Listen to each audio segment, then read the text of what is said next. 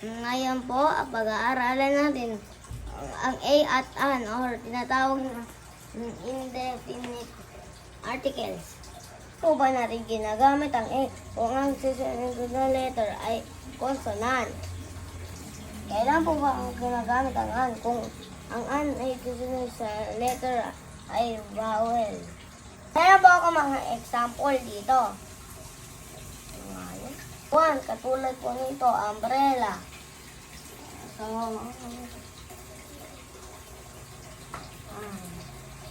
ayan.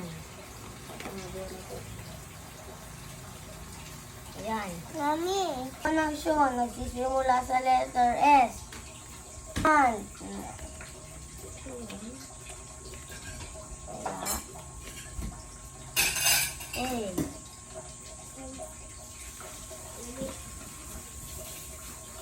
kaya, A. Kaya,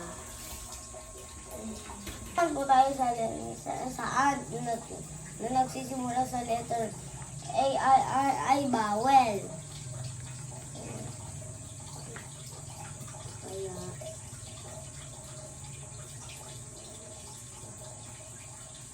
dito naman po tayo sa crocodile na nagsisimula sa letter C na consonant.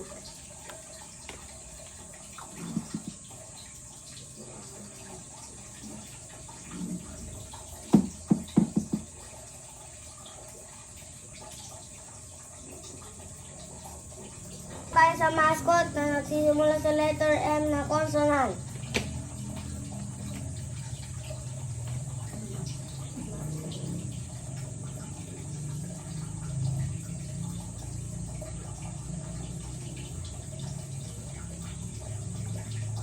Ayan.